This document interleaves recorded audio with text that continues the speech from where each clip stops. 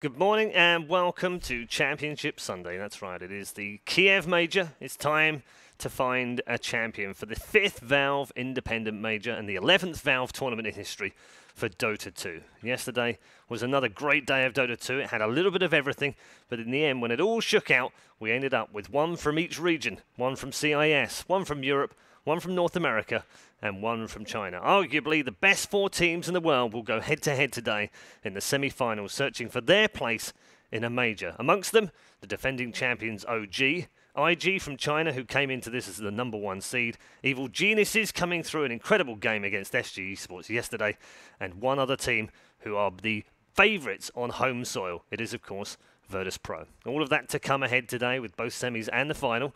Our panel will be here this morning to discuss the preview of the day and look ahead to our first match. But before we get there, let's check back in on an incredible day 3 of the main event.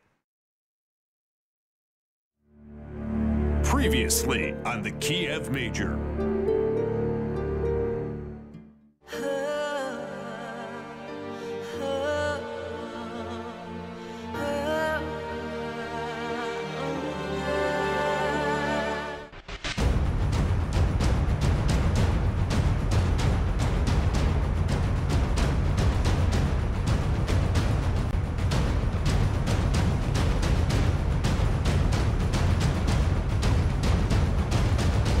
Try and save him, but Boca is there with the Wukong's command. He'll get it out, forcing the side of Liquid to back up. They'll trap GH in the party ring. He's out and down. Miracle looks towards OPQ though with a big freezing field, bringing the pain down onto Miracle as Boca finds the double.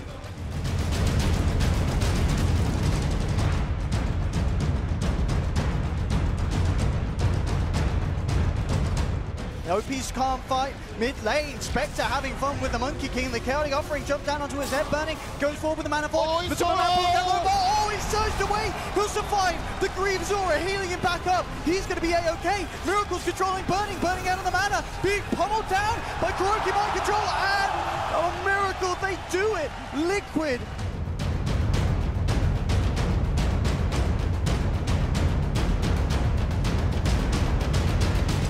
Well, from Burning to try and get the space to finish off these racks. They'll look to commit onto the melee. GH once again with a Fisher, looking for a perfect chance to jump in. Great but flag again, chains. cancelling the Blink Dagger. There's no way for him to initiate. Wukong's command will be laid down, but Boca surviving through it at the moment. They get the space for the melee rack. There's your Echo Slam. Onto the Monkey King. Monkey King's out and down with the chains. Onto Mind Control.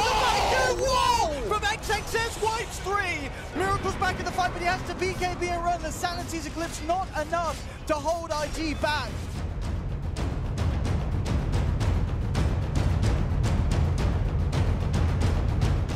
They've managed to get the reincarnation off and down. OP jumps back in. XXS with the vacuum wall. It's gonna be all over. Miracle will buy back, but GG is called. IG move forward, knocking Liquid out of the competition.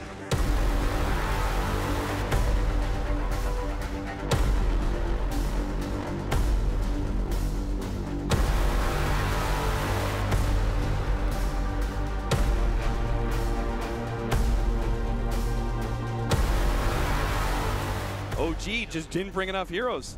And the amount of damage they did. Oh, this is not already good. down so low. it's dying. S4's going to go down. Black is in the back lines. He's going to be able to pick up an extra one. Catches fly. OD, Anna in the imprisonment. He's going to come right back up and go right back down again. 16-4.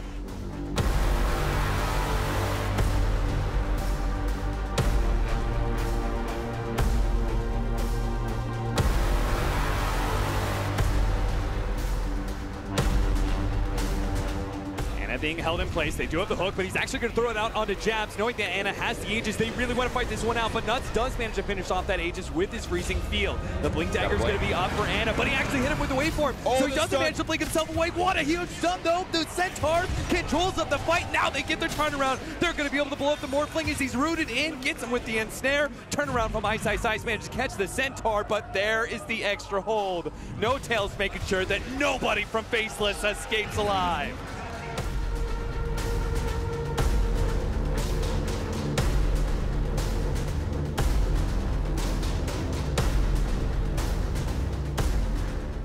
This is not going to be a full-out spread.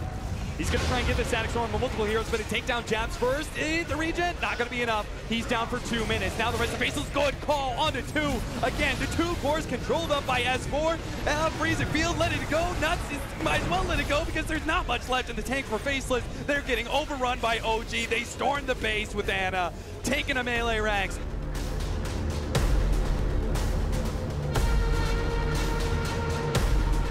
Faceless don't want to go out of this tournament. They knocked TNC out to be here. They don't want to fail Southeast Asia like this, but it seems like OG are just one step ahead.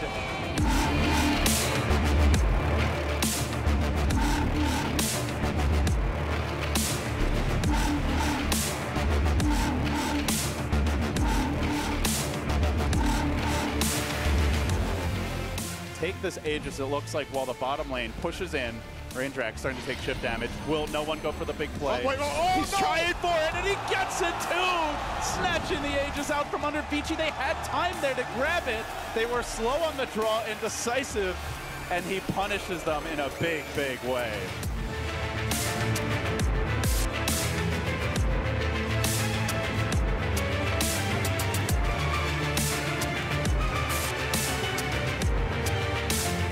VP surging towards the pit. Do they get here in time? FY out in front. He will scout things out as the observer on the high ground. He reveals Ramses. He's happy to sacrifice his life if that's what it takes, and he gets the stun, and it's on the bag. Huge catch, keeping Posh away, but the Roach isn't dead yet. CMO getting dropped solo with the zoning play, and now the RP. After it all, he waits, and into the waiting side blades. No one will strike. Fights for VP, pulling it out of the hat. ROTK.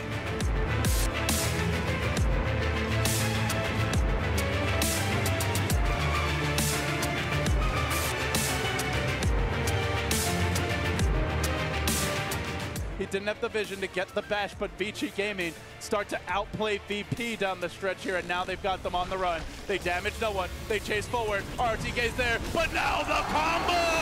Vacuum! Static Storm! Absolute destruction! Vici Gaming! The door slams shut and cuts them off at the hands.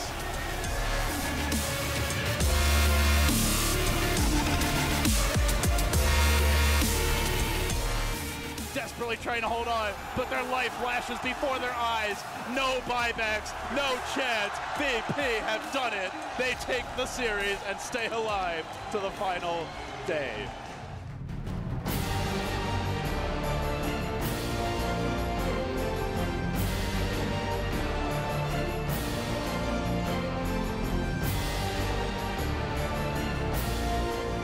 Burrow strike almost instant from Tambo. The wall is up. Laguna Blade. They commit everything to kill off Arteezy. He can buy back with some mail. A huge ulti out from him. Able to catch Lina and disrupt her out. And the Juggernaut, he needs to do work. The Omni-Slash mana. Oh, the Burrow strike. And Tambo, you thought it was going to be ineffective with the pipe.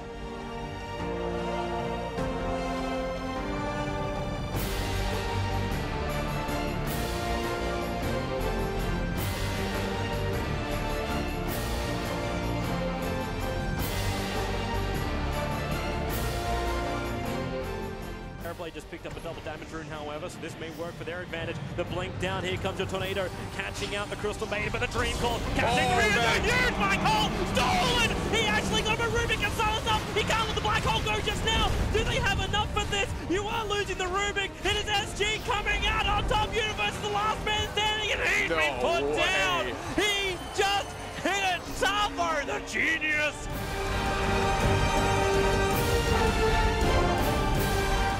SG will go inside their pit. They're looking at Roshan. So Mayo! The five-man coil! Winter Cox will lock him in, but the duel doesn't work! SG, they've lost 3! This could be a disaster in the pit! They've lost 4! Make it a wipe! It's impossible! Juggernaut comes out, the Omni-Slash, he will go down! Lina's coming back to help out, but now she reveals her position!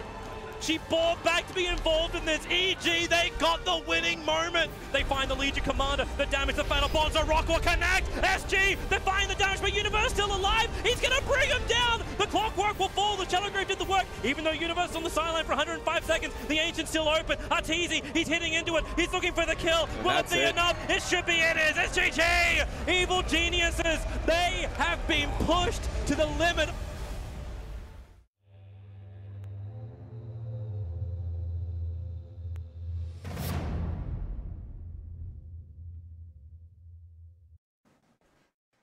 One of the most competitive days in Dota 2 history. A fantastic set of quarterfinals, and today we're looking forward to equally competitive semis and a grand final of best of 5. Lots to look forward to. We've got our panel with us this morning. Let's get some reactions to the day of the quarterfinals. Conrad's with us, alongside Gods and Owie. Good morning, gents. Everyone okay? Good morning, good morning. Nice long rest overnight?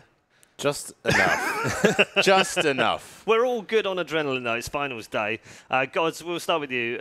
Just incredibly competitive yesterday. In every single match, no one had it easy. I know the alleged best 4 teams in the world have come through to the semi-finals. None of them got there easily yesterday, though. That's the crazy thing. Every team we won was maybe the team that was looked at as being the favorite, and this is like the dream top 4. But yeah, every team had their struggles. Every team went the full 3 games, and everyone's been challenged. Conrad, what did you make of yesterday? Fantastic play from everybody. I really liked VP's, kind of grouping lineups, and then we got to see OG do something completely different with the Illusion lineup.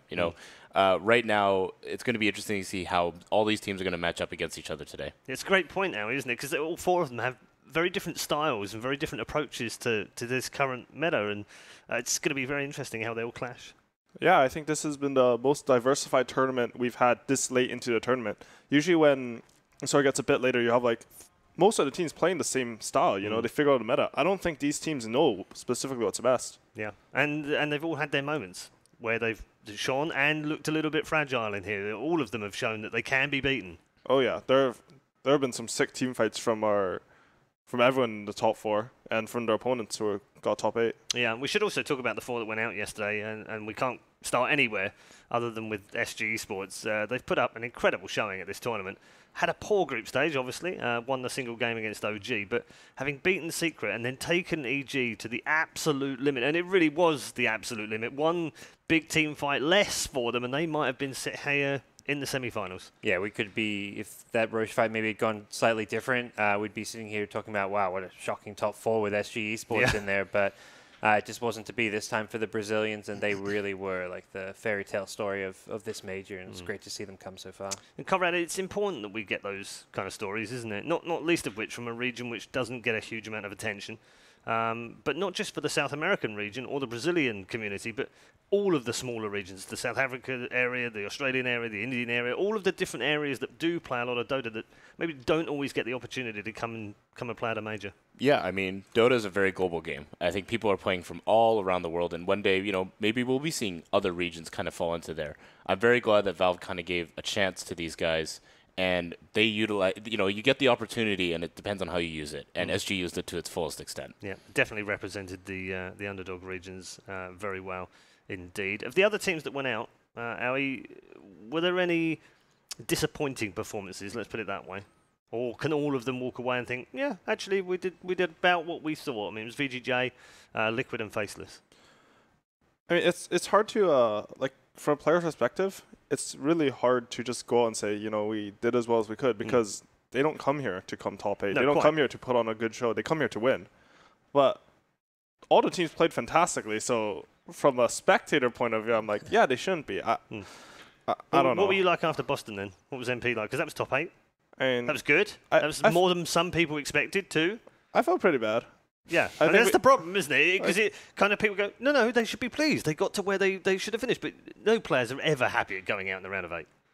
Yeah, I mean, it's single elim, so you win 1 best of 3, and you might have a good second best of 3, but it doesn't matter how well you played, really, in the end. It's just whether you won or not. But at the same time,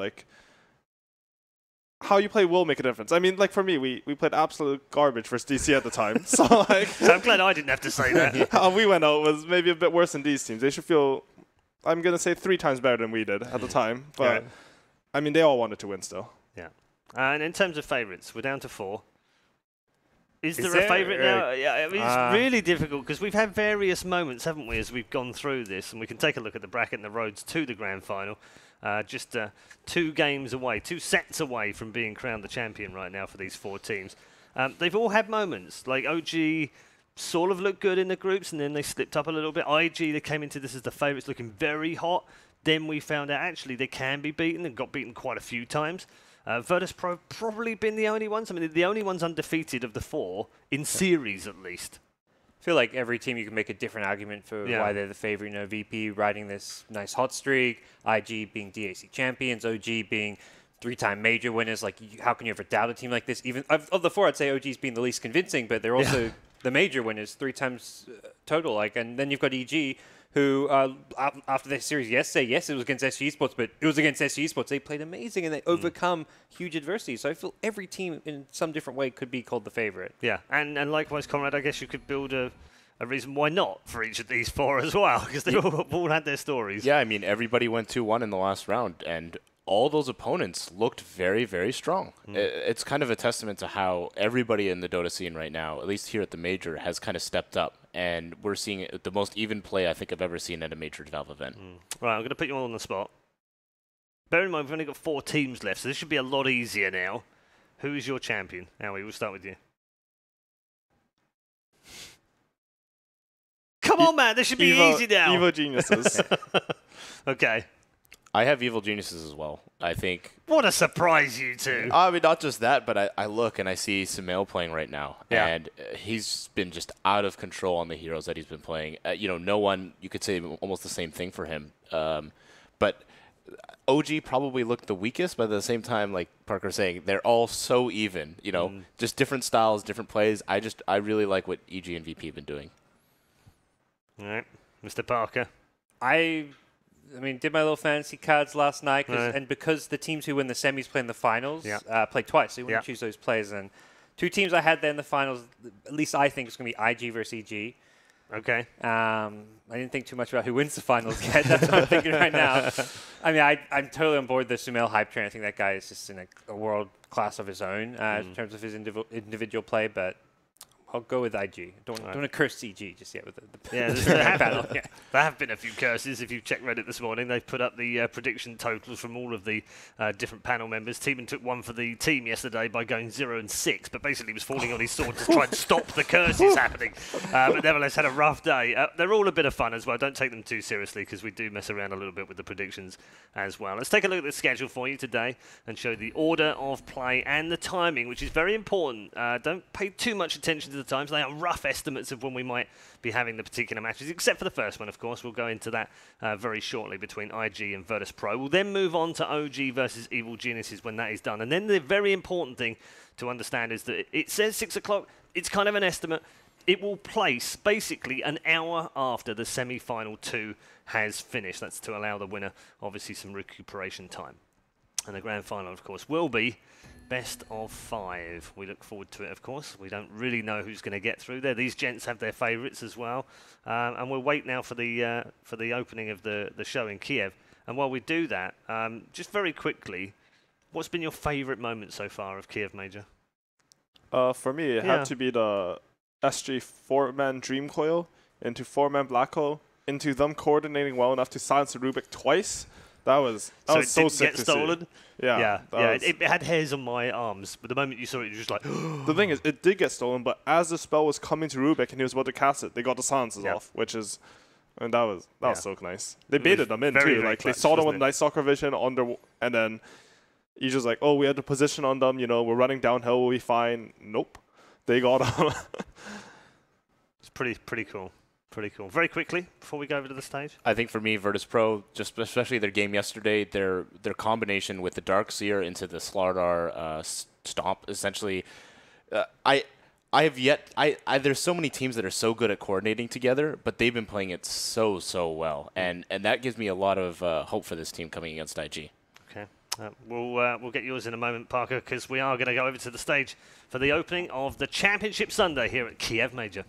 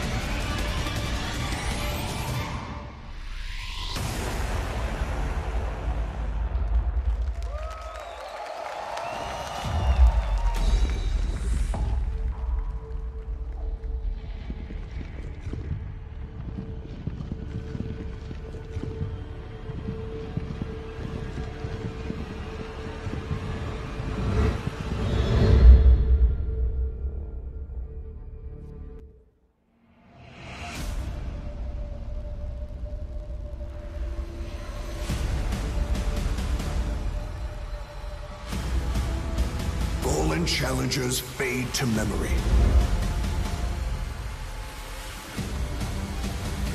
Only 4 remain on this path to glory. Invictus Gaming. Circuit away, will put once. They managed to get the reincarnation off and down. OP just back in. With the vacuum. OG. It's not sure to focus. He goes for this towards the back line. Over taking out the Kunga. Nuts also falls. Well, S4 controls of the 2 cores. They're dropping fast. Ice. He managed to take 1 kill. Evil geniuses. Go inside the pit, they're looking at Roshan. The 5-man coil! With the counter lock him in for the duel to the left! NG, they've lost 3! This could be a disaster! Virtus.pro. They chase forward. RTK's there, but now the combo! Vacuum! Static Storm! Absolute destruction! VG Gaming!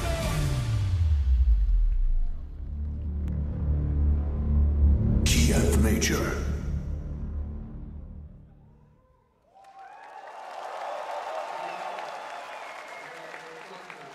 Officially welcome to the Kiev Major. It is Championship Sunday, 2 semis and a grand final to find our 5th independent major champion for Valve's tournament. It is their 11th tournament, of course, in history, having had all of the internationals alongside as well. They count, of course, amongst those Valve tournaments. So 11 in all.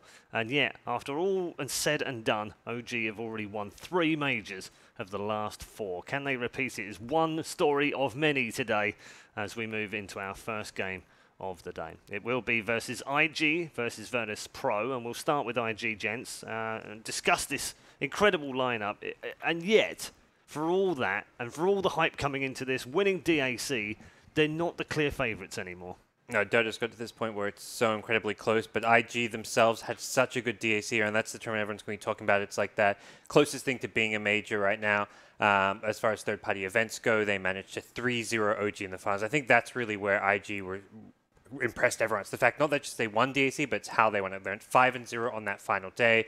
They're a team who didn't need to have wake up and slowly start playing their good Dota. They were just playing it from the minute that last day started. Yeah, and they haven't been terrible here by any stretch of the measure. It's just that they've set such a high standard, Conrad, that you kind of expect them to hit it every time, and haven't quite hit it every time. I mean, like we said, the whole field right now is playing on another level. I think they looked heavily at DAC and looked at what these teams were doing and saw huge success from these 5 players.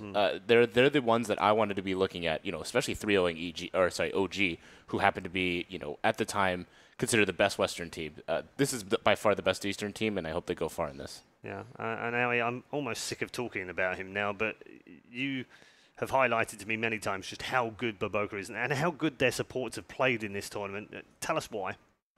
Yeah, I mean, well, what I like to talk about with IG is everyone talks about Baboka. He has great roams, and for a reason, right? Yeah. He's been a great roamer. He made Monkey King look very silly. He made all his heroes look very silly. But to be honest, I think Keel plays a very underspoken about role in IG. He's always had these sick rotations that people sort of understate. Even when he was on C deck, he would be. I felt like he was commanding his team around. I mean, yeah. I'm not privy to conversations, but I think we felt the same. Very good. Yeah, I think we all felt the same about that. In terms of their opponents today, it's home soil, Conrad, Virtus.pro.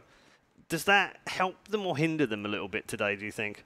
I want to say it helps them. This team looks like a very emotional team. They care a lot, and just being able to hear the crowd, having the crowd. I don't think there's going to be a single IG fan really in the crowd. It's going to be. They're going to be very quiet. Yeah, exactly. And I think there's going to be a lot of Virtus.pro hype out there, and I think that's going to help drive this team to move forward and do really, really well, and hopefully they'll ride off the momentum. Yeah. Well, how do you cope with that, Curtis? When you play in front of a home crowd, does it help you or does it hurt you?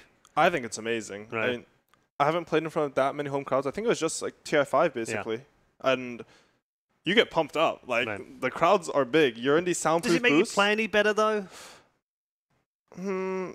I think it's hard to say, right. But I feel like it does. It should, Logic says that it should work, but actually it does. You walk on stage, you go into a soundproof booth, and you can't hear as much, but it's muffled. Sure. But the booth is shaking. Yes. Because Dota fans are crazy. they're insane. And they make booths shake. They would start chanting USA. Yes. That's what they do. I've learned this as I have spent more time in the States, yes. And difficult to pick out a favourite in terms of the two teams and the way they line up. But let's just talk about stylistically, because they are slightly different here. We've had this very independent Virtus.pro kind of run where they've played very fast paced. They've finished games earlier than anyone else. Do you see the same carrying on? I think VP don't need to change too much. We may see them go back a bit more towards these teamfight combos. The Darksters being one of those picks that's just been so big this last couple of days. They're very methodical in the way they play, but I think IG can kind of match that. IG is a team who I think they were incredibly DAC because they were able to take objectives on one side of the map while defending their towers on another side. They weren't really trading towers. They would defend using minimal resources while Burning would be pushing a tower with like 1 or 2 supports. And I think that was what impressed most about IG, but how well they could defend their side of the map. Are they too narrow, though? With their hero pools, you kind of know what's going to be coming your way a bit, perhaps, but there's, I think IG, and I'd say no to quickly answer your question, just because I think there's enough heroes they can substitute in and out. There's only 2 heroes that have been banned that they've never played, though, which is the lowest of any of the teams in the pool. Yeah, I mean, teams have studied them. I guess IG with the team with the target on their back, but I think IG, they're still here in the semifinals despite being studied, despite teams knowing what they're going to pick, so I don't think that's hurt them too much. Okay, all right. Well, thank you very much. We're going to get all 3 of our members to talk more about the particular matchup and talk about a few more of the players in both camps as the teams are getting ready to head into the arena for the semi-finals.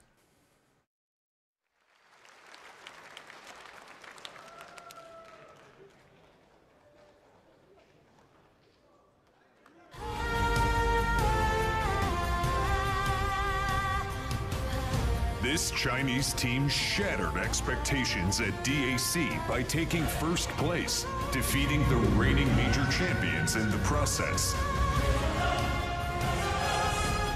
This roster has reawoken the Burning Beast and the drafting genius of TI5 runner-up Q.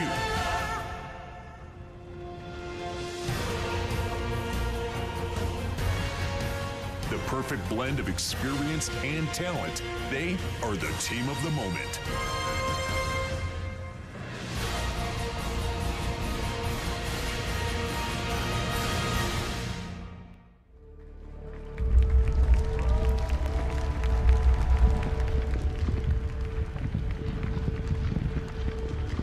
Welcome on stage, Invictus Gaming.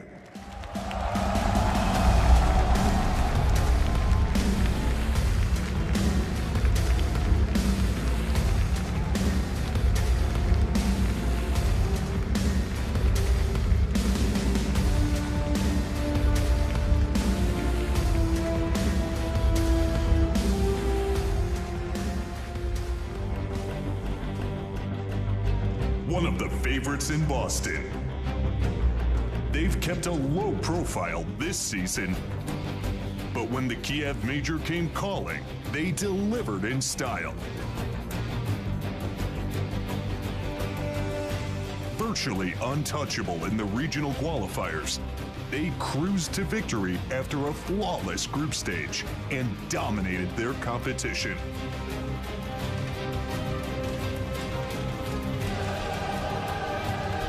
Representing their region in the first ever CIS Major.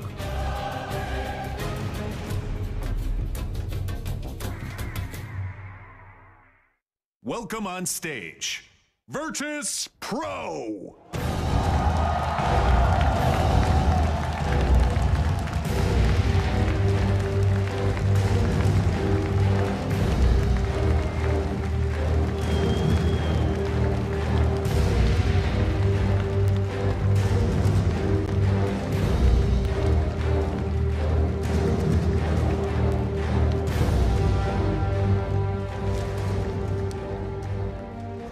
The crowd have eyes and voices for only one team in this particular matchup. It is the men in the black, the white and the orange of Virtus.pro. They start off with home support, of course, which could help them through to their first ever major final. That's what they'll be looking for, but they are up against a very formidable opponent. It's the in-form, undisputed #1 team in the world, Invictus Gaming, having won DAC just a couple of weeks ago,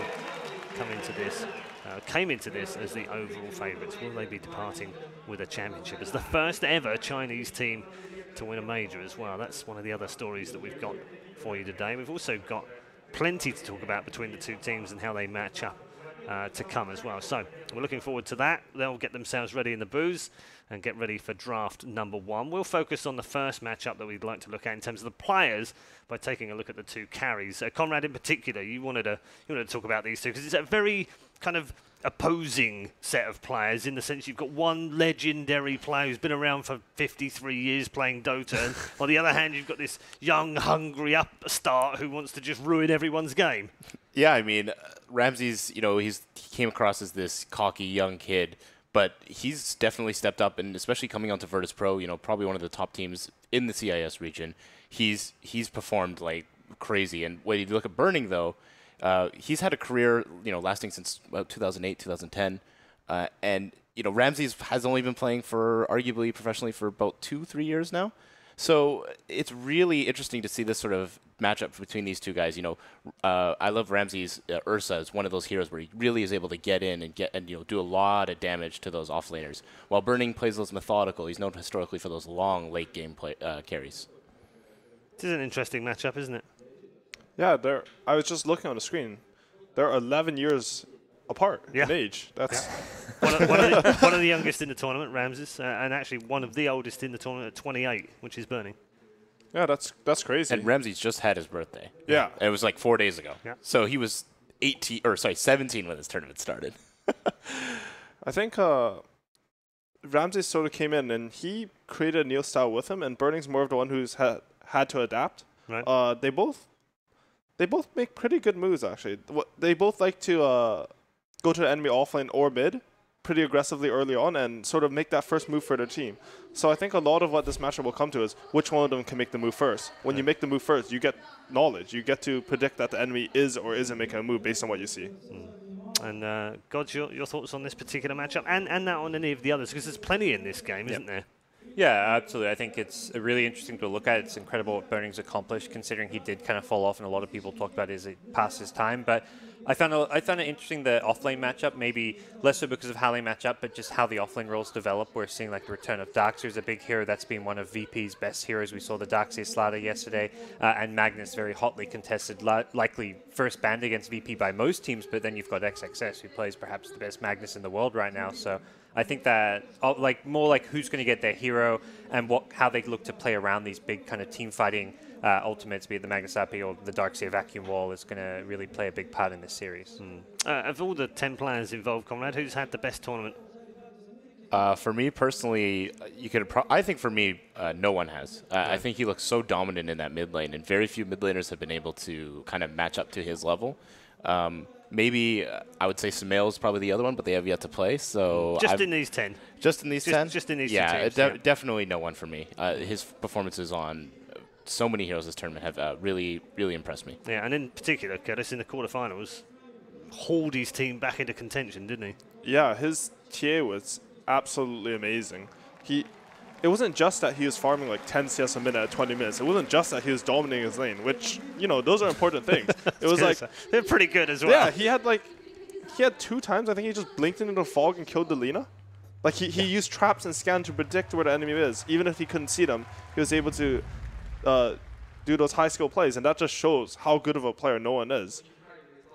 So as you can see, the players in the booths just getting ready for our first draft of the day. We'll turn our attention to that draft as well and start looking at some of these different picks. Virtus.pro, most picked heroes so far. 5 times they've picked Ursa, 5 times Crystal Maiden. That's it.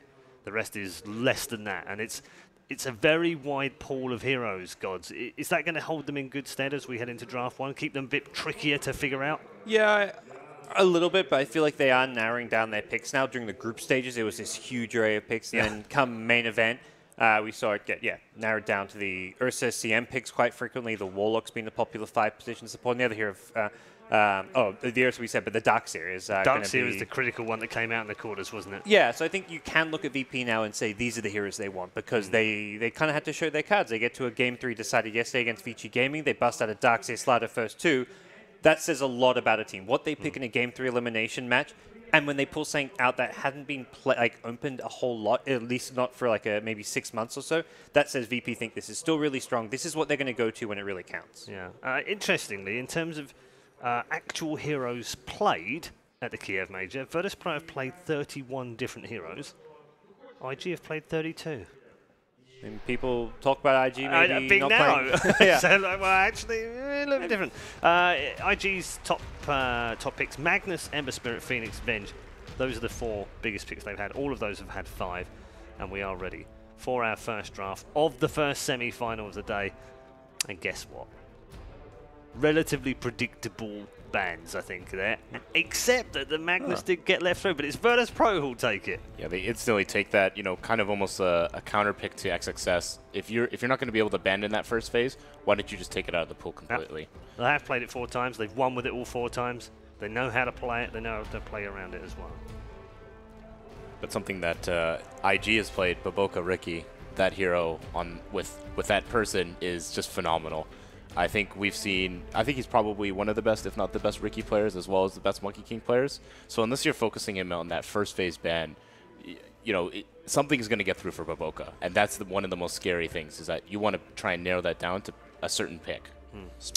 Specifically about Baboka's Ricky, I think what makes him so good as a player is his prediction skills. I don't think I've seen as many enemy initiators jump into a cloud that plays like 0.1 of a second before they jump in. He's just so good at that. We see it when he plays against a Monkey King with his Earth Spirit.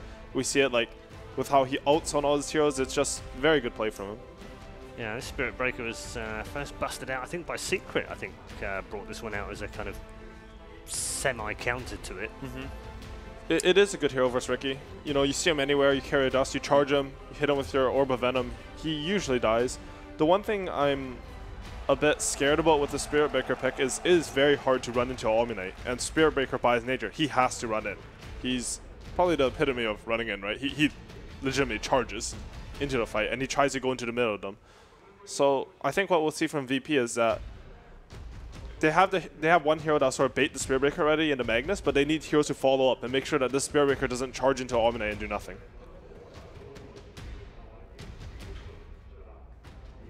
I think IG sort of took the Ricky as a preemptive, sort of like a pick steal too. I think they've shown what the Magnus Ricky can do. It's a combo that I don't think you really want to give to the enemy team. I think for similar reasons, VP took the Magnus. Yeah. So we're... Are you still on board with like this Omni pick? We've seen VP have beaten it 4 games in a row now. Yeah. You know, that's VP. They're playing incredibly well, but it feels like it's a very China meta thing right now. All the Chinese teams are running it. None of the Western teams have picked it up. How do you kind of feel about this hero?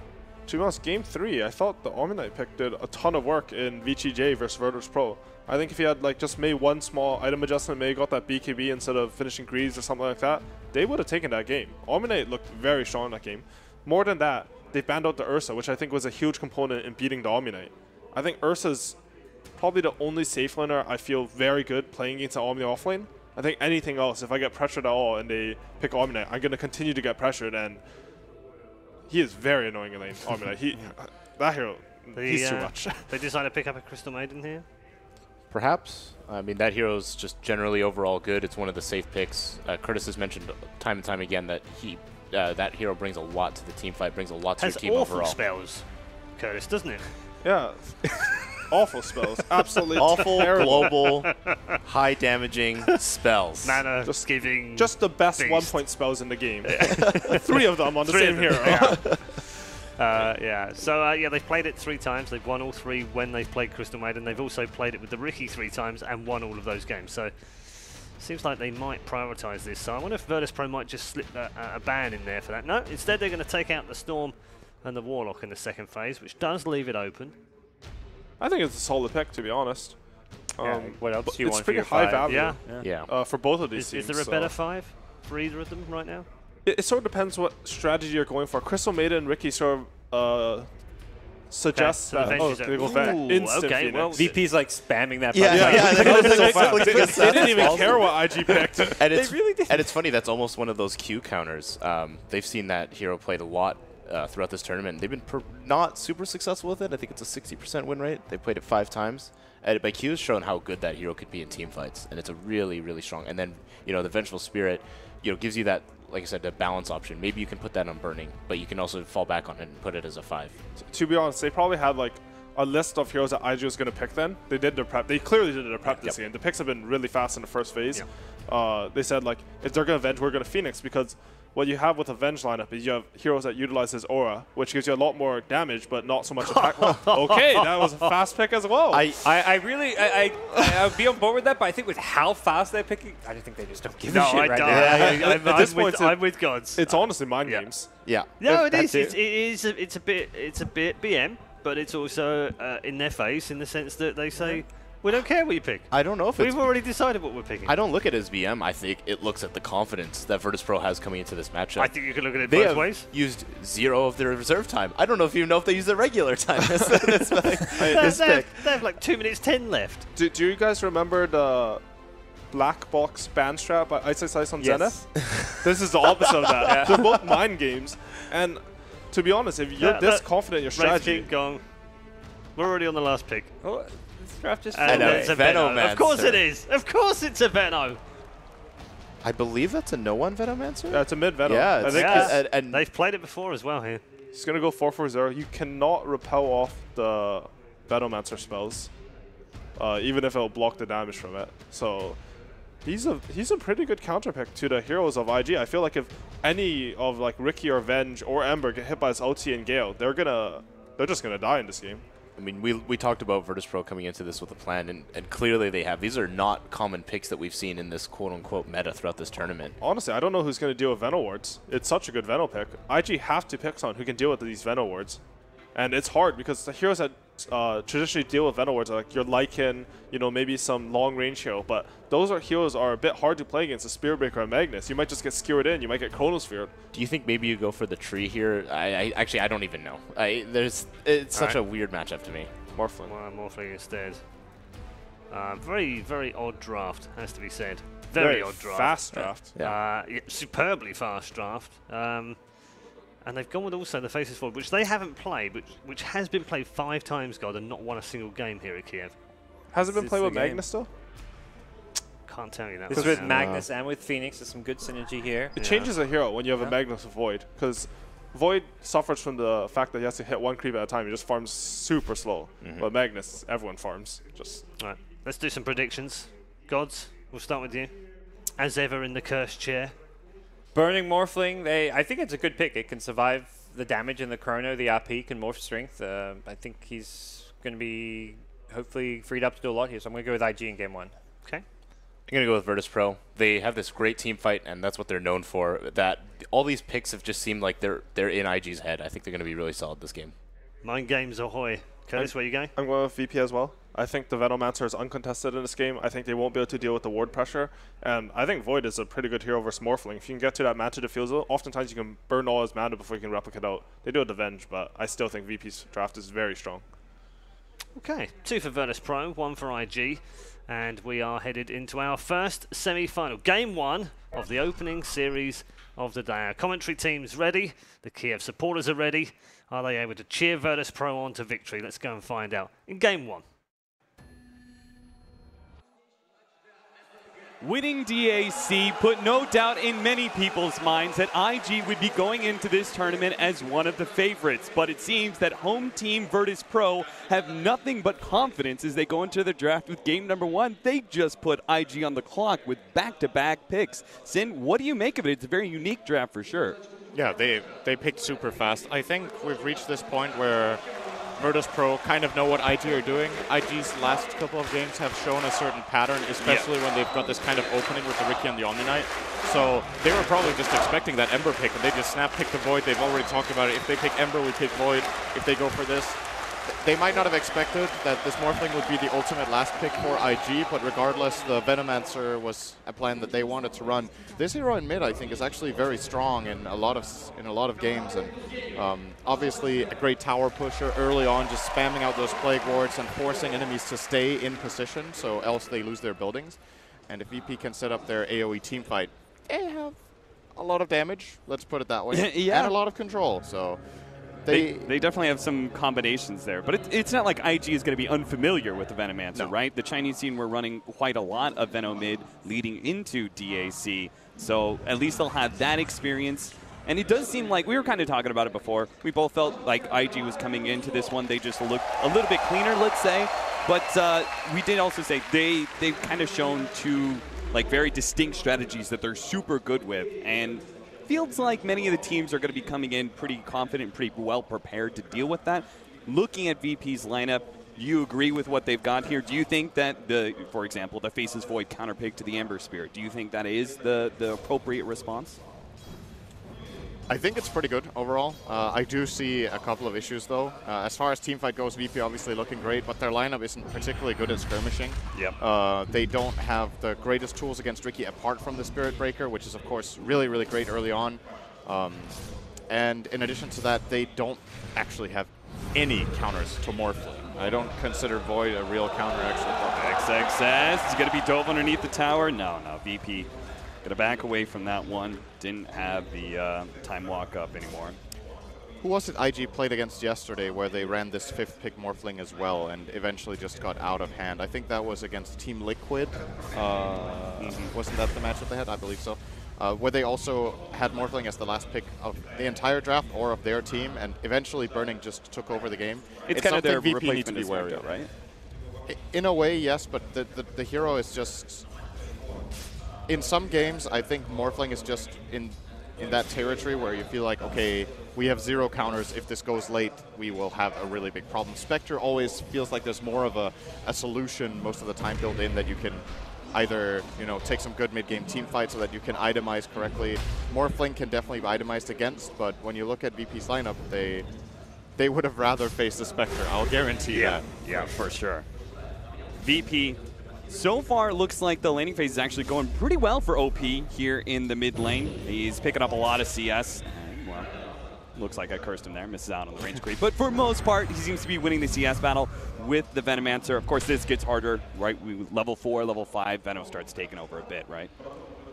Yeah, I'm very curious to see this matchup play out, actually. I don't think I've seen it too much. Honestly, don't feel like Ember should be doing this well either early on. Don't know how many of his CS are Plague Ward's actually 0 because he hasn't skilled it, so can't really be not the case, but so Veno obviously going for this more combat-oriented build, we could call it. We might see no one wait with the Plague Wards and focus a lot more on leveling up the lane harass through both Gale and Sting, which can break down the Flame Guard, but for now doesn't really have enough to deal with this, and he is pretty far from his bottle with this Boots first pickup. He might have to go Shrine soon. Oh, but they do have a setup on OP. Lil's going to start body blocking him with an invis. OP know what's up, but he is going to be dove here. He does manage to get the chains out onto no one. Underneath the tower, though, Solo comes in for the dive, and they do manage to pick up that first blood. Bulbaka, he's here to provide some assistance, but it doesn't look like he's going to be able to get a return kill. Very nice play there from Lil. Good job identifying that this is a possible kill. Good job on the body block. Good job on rolling an Invis rune. Very nice. Well done, Lil. Well done. You said like VP skirmishing power, right? They've got big team fights and long cooldown abilities, but skirmishing not really the greatest. This is where we need our Spirit Breaker to be able to kind of set the tempo for the early game, and Solo has definitely done that so far with a kick in the Omni Knight out of lane was a nice touch, and then being able to get that first blood in the mid lane. We'll see what else he can accomplish in the next 10 minutes, though, because I feel like there's a decent amount of burden on his back. There is. He got a very fast level 3, though, so Spirit Breaker is the kind of hero who can snowball pretty hard in the support role. If you get a fast level 6, suddenly a lot of kills that were previously unavailable on the map become not too difficult to execute. But once again, he doesn't have the best pairings, right? Like, so you say, oh, no one's in trouble. He missed out on that slow. They're going to be able to get the smoke screen over the top of him. Very easy kill. Lil's going to be far too late to be able to provide the heal. In fact, he's got to stop that one. Vengeful Spirit threatening a response there. Q could have dove into the tower and potentially gone for the magic missile stuns, so forced to back away there. And honestly, they can rotate as much as they want on the side of IG. It's not like Morphling is going to be too afraid of a Magnus 1v1. Oh, not when you have a head start like this. Should be perfectly fine. XXS, yeah, well. Time walk it off, Ramses. The Bash Brothers, not enough luck. XXS is either going to have a fantastic lane or he's going to get real unlucky and die sometime soon. Looks like Pasha might feel more comfortable doing a little bit jungling here, but Bulbaka snacked the bounty rune away from him, so no jungling for Magnus. Pasha does see it getting picked up now, though, so he at least gets information. If the rune is gone, you don't know when Ricky took it. It's 5 minutes in, so he could have been there earlier. At least now they know for a little bit. They can predict Ricky's movements, perhaps. But all in all, this early game, I would say accomplishing what IG wants. If you're VP, you're kind of okay as well with this. I'm pretty sure they would have liked a better outcome in mid lane, but the side lanes are going as expected. And what it's going to come down to in this game for VP is whether they can force IG into a position where they group up and they can land this RP or Chronosphere. Unfortunately for them, IG's lineup is actually really mobile. Yes. And has great potential for flanking. We're going to see actually a gank here on Pasha. Skewer back, brings the supports with them. The waveform does clip him, and they're going to dive him underneath the tower. Pasha is going to end up going down. Solo's going to come in with the charge, but Bulbaka gets out of range of the tower by using that Blink Strike. 2-1 now, IG. Starting off pretty strong here with our laning phase. And a strong start in the laning phase is going to mean, as you were kind of referring to, these mobile cores are going to be able to do a lot of split pushing, and VP won't really be able to enact that, that strong team fight combination that they're hoping for.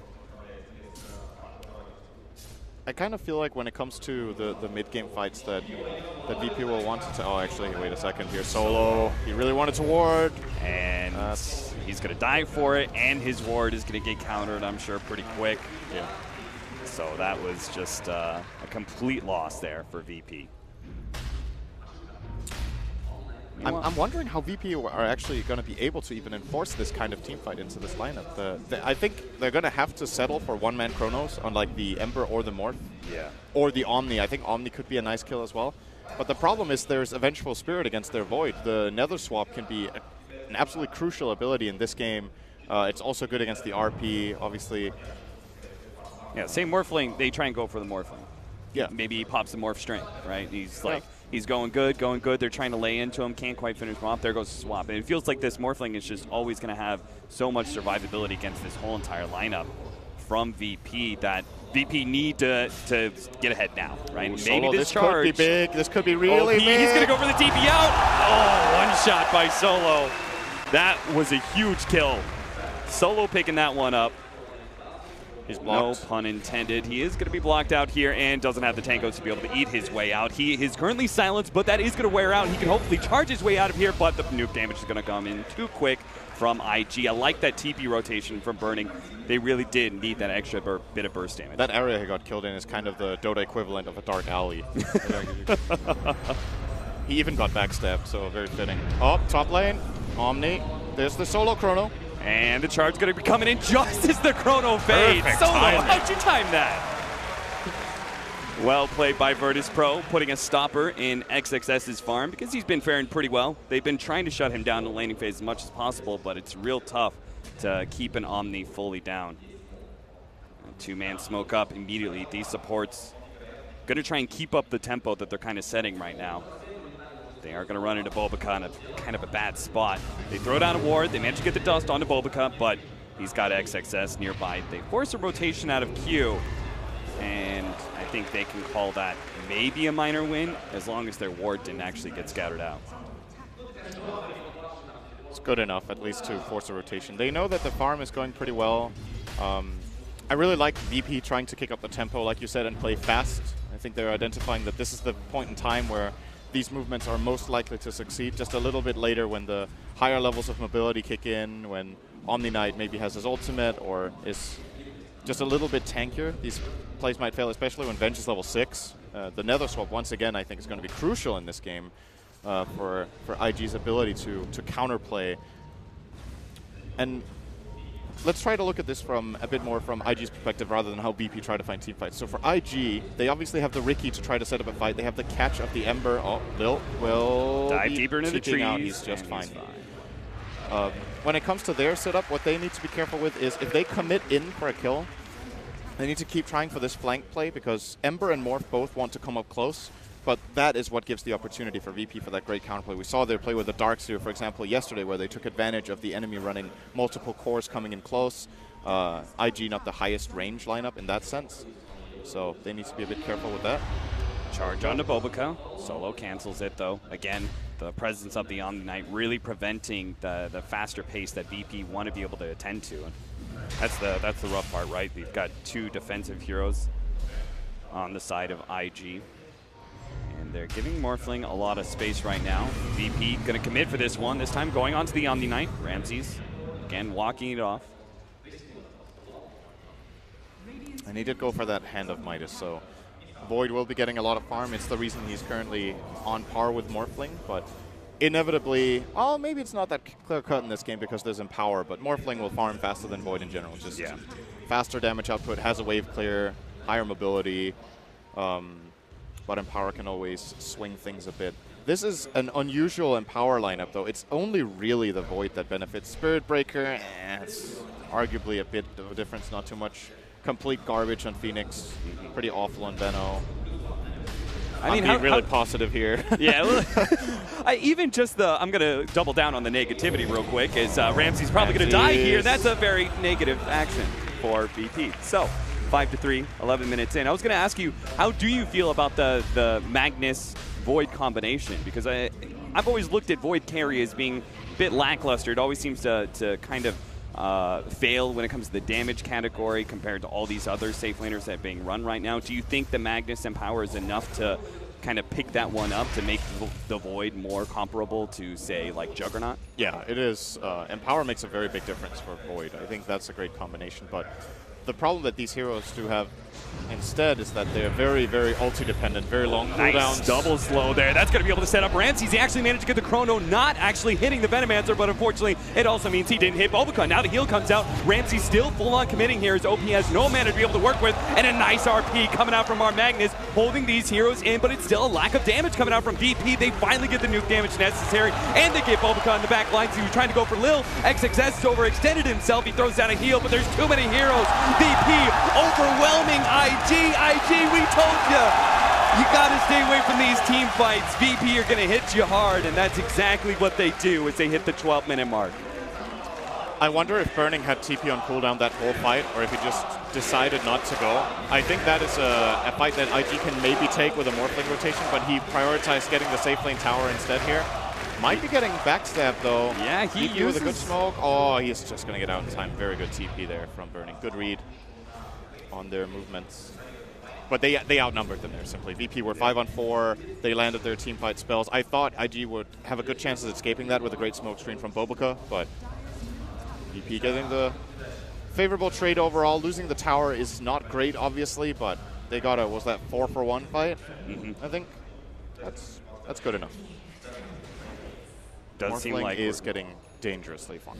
Yeah, I was going to say, it seems like this is going to be one of those games where it's going to all come down to Burning, right? It's a favorable lineup for Morphling to be able to play against, and he seems to be the one who's going to be getting all the farm. A rather large lead between him and their second place, and OP currently sitting at 3,900. So Burning, he's going to have to do some heavy lifting later on to this game, but when we hit the kind of 20-25 minute window, it seems like VP are going to be utterly dominant. As many of their heroes are going to kind of come online at that point, right? We have the big team fight ultimates. Our supports are very powerful at that point in time as well. And it's right before the Morphling really becomes that big shotgun hero. It is still a bit concerning for VP that I feel like every time I start saying something again, every time Synderen, stop talking. You're killing God. VP all the time. Come on, dude. And, all right, who's going to jump? Nobody? No. When I start a sentence? No? Still? Okay, excellent. So, VP's, the thing I'm a bit concerned about for them is their pretty limited physical damage. Void with Empower, of course, will be something, but for now it's not that great. So, a repelled hero... Synderen, stop talking, man! You're gonna kill him! Poor Q! He's gonna go down inside the Chronosphere. Well, this time we killed IG. Yes, that's true. No bias here. Unbiased caster, Synderen. Okay, let me see if I can finish this point really quickly. So Void has fairly low physical damage at this point in time, which means the repel is extremely powerful. So yes, IG needs to be careful, but at the same time, a repelled Ember is a very difficult kill for Virtus.pro, even with their big ultimates. They're going to try for Burning here. Burning is going to be starting more to strength and makes his jump away. Again, lack of control without those really big team fight ultimates in RP or Chronosphere. I still think this is okay for VP to go for. I don't think they were really expecting to kill him. They just want to put pressure and force Burning away and limit his farm. And this is costing him quite a bit.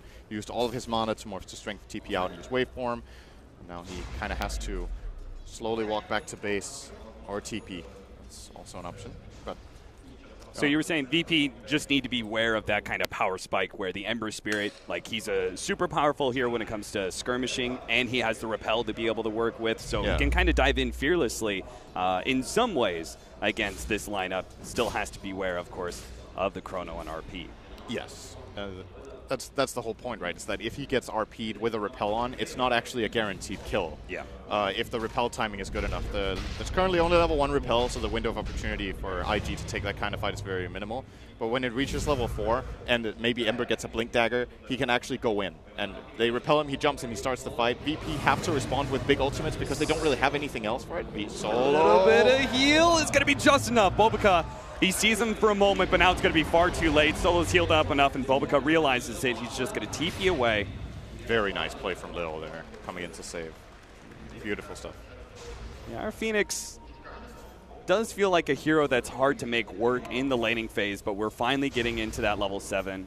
We have the ultimate to be able to combo with the Chronosphere if necessary, so we do have a lot of magic damage that is going to be laid into these big-time disables. Burning is going to get his Lincolns from this ancient stack that they have made for him. And let's talk Lincolns for a moment. What counters do they actually have? They don't really have anything. So it will absorb either charge or Nether Strike, both really high impact abilities. It's going to allow Burning to split push a lot safer, since if they actually can't proc his Lincolns, they can't get that jump with the charge at all because it will be telegraphed, right? The Lincolns will just proc and he will know that Spirit Breaker was trying for it. They might need to itemize something for this. That is kind of an issue for VP. Let's talk about the Morphling in a different light, though. We do have Mana Burn, always really good versus Morphling. If our Void goes into that Manta Diffusal build, do you think that is actually going to be enough to solo kill the Morphling inside that Chronosphere? You know, he's going to be morphing to strength, but you're burning his mana at the same time. You feel like Void can actually carry enough to kind of serve as a counter to this Morphling? Just flat out in isolation, a one-on-one? Yeah. I don't think he will kill him one-on-one like that. There's a bit too much mana. There's so many factors coming into play, though. Like, does he have a replicate out when he gets jumped? Right. Does he have absolutely full mana? Because then he might be able to get one waveform off. Oh, Bobica's getting charged here. I started talking, sorry, Cap. He's going to die. Holding on to that ultimate to the last second. Tries to dodge as much as he can. Oh, he actually jumps over Ramses as Ramses' time walked over, so Bobica's good. Just kidding, he's not going to die. Just kidding, he's going to die. Synderen, come on. They were going to let him go. You started talking. They said, oh, well, Sin's talking. We're going to Chrono. Solo Chrono Bobica. Is my voice that bad? Is it just infuriating? I've never met a you just get aggressive. Bigger caster's curse than you, Sin. Thank you. I'm the best. 7-9. I do think it's a valid point, though, to talk about the Manta Diffusal. I imagine that will be the build of Ramses here to try to deal with the Morphling. But there is, again, Nether Swap is really the ability to keep an eye out for, because if in some fights IG can trade a Chronosphere for a Venge Death, that can often be worth it, especially when Vengeance Aura hits higher levels. Right. He'll transfer the Aura over, he will keep his carry safe, and with Chrono down, if they use it only on the Morphling, I think IG can win fights almost 4-on-5. So that is something to keep an eye out for as VP. And another thing, that we haven't talked about too much. I think when you're playing against Phoenix, you need to consider how do you deal with the Supernova. Like, do you have tools to destroy the egg? IG, not too great at it, but Morphling eventually in the game gets really good. He has very high agility, has that mobility, and of course the Lincolns that kind of prevents him from getting locked down. So VP, their execution with the Phoenix is very much reliant later on enforcing the Morphling to either be an RP or Chrono, so that's even more pressure on them in their execution. So the ease is not really favoring them in that regard. We'll force the Supernova out here, Bobica just being super annoying. Oh, no, sorry, not Bobica. That was actually all OP. OP, yeah. They had a haste rune in his bottle, and they smoked up, and we're looking to be able to force something, again, kind of hitting that timing you were talking about where Ember Spirit's quite strong. They have the repel to work with him, but VP did manage to definitely dodge that entire smoke setup, and now they're going for a smoke of their own, rotating into the bottom lane as it's being pushed out by our Void. No one really showing, so VP are going to head deeper into the jungle, but IG are grouping up towards the Roshan pit area. They're actually going to try and sneak this one in. The Morphling was pushing out top. He had his replicate inside the pit. Now an RP comes out into the Omni Knight. Looks like they might be able to pick up this quick kill, controlling him. The heal is going to come off. The repel's down, and they give up on it immediately. VP can't even get that kill onto XXS, and now IG actually see the opportunity to go in. RP's down. They're going to be able to pick up the Magnus. They put a hold on Roshan for the time being to be able to take away that off-laner's life, and gonna head right back to the pit now. With RP on cooldown, this is pretty difficult. They're going to try for OP here. I think he should be just fine. He's pretty slow. His Remnant is not going to go too far, but VP not willing to commit the Chronosphere. It's still distracting IG quite a lot. They tried to come in to help OP, so this Rosh is being delayed a lot. That should give VP a little bit of a chance. Supernova will still not be online, though, but they've managed to scare IG away, so nice bit of aggression there in the mid lane onto OP. VP might have had an idea that Rosh was going on and just tried to get whatever pressure out they could. Now might see another smoke. There are 5 heroes gathered here on the high ground, waiting for Ramses to be done with his Ancient's business. Got many of their... No smoke, actually. They're just going to run in. Oh, and they will see. Oh, nice. There's a half HP Rosh. Why don't we just do this? They do have a Bulbaka Replicate. So an Invis Replicate with the Morphling operating on. They do see all of this. I think VP can be happy they didn't place a sentry. This could have been, they might have been baited into using 1 or 2 key abilities on that illusion, like a Nether Strike. Right. But not happening in that instance. So, slowing down a bit once more. Ramses is actually ahead of Burning on net worth. The Midas coming into play here. He is getting out farmed in terms of CS. He's 20 behind, but the Midas value definitely showing with him power. Absolutely. He's closing in on that Diffusal Blade pretty fast. No one's got himself a Hand of Midas as well as a Hurricane Pike. At what point in time does this Venom start working towards the Blink Dagger Ags build?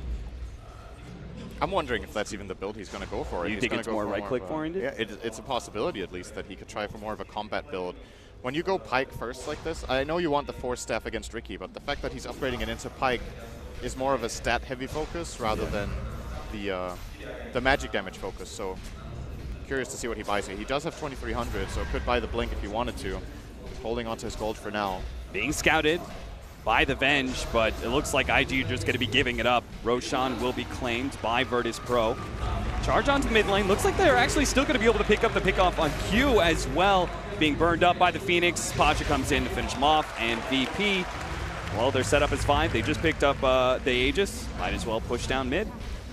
Using the strength of their 5-man lineup. I think IG know Rosh is going on, but don't feel confident to fight in that space. It's a lot harder for them to set up a flank play around that pit area, and they do show respect to the superior team fight of VP's lineup. Also, the Morphling was that close to E-Blade. Maybe, you know, you can give them the first Aegis, try to slow it down a little bit still, and then play around this Ethereal Blade. There will be some great kills. Cast range is prioritized for Veno.